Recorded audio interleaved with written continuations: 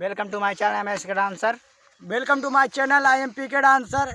लाइक और share subscribe कीजिए। मिलते हैं अगले वीडियो के एंड में। रुक दें।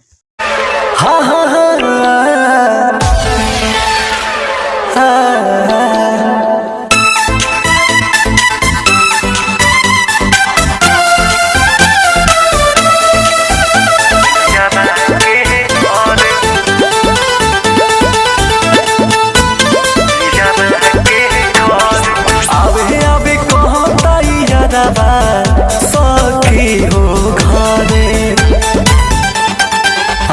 आबे कहो तैयारबा सखी हो घरे धक धक करता करे जा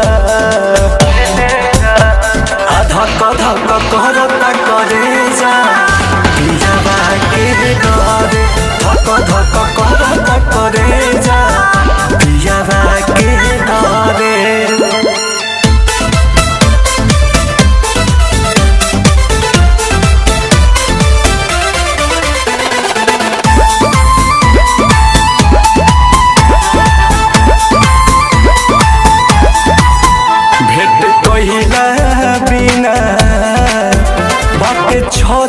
न पियाबा पूछी त कैसे कहब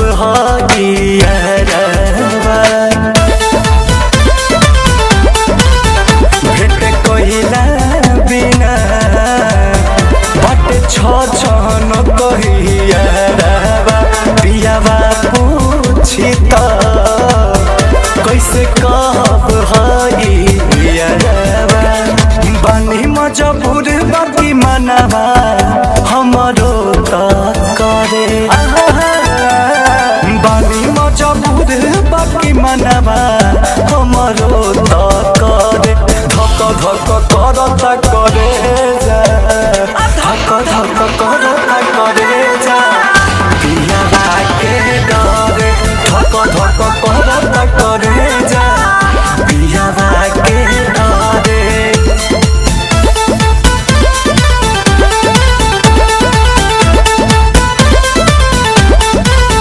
केतनो समझाए महाजनुआ नई के मानत मुँह देखे खातिर कहे जान हो बानिया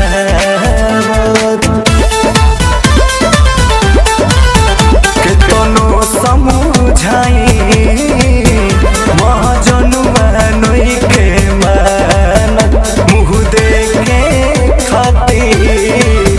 कहे जान हो बानिया गदाम कुछ बिना लोराबा अखिया से झरे गदाम कुछ बिना लोराबा अखिया से ढरे धक धक करता करे जा धक धक करता करे जा पियाबा के डरे धक धक करता करे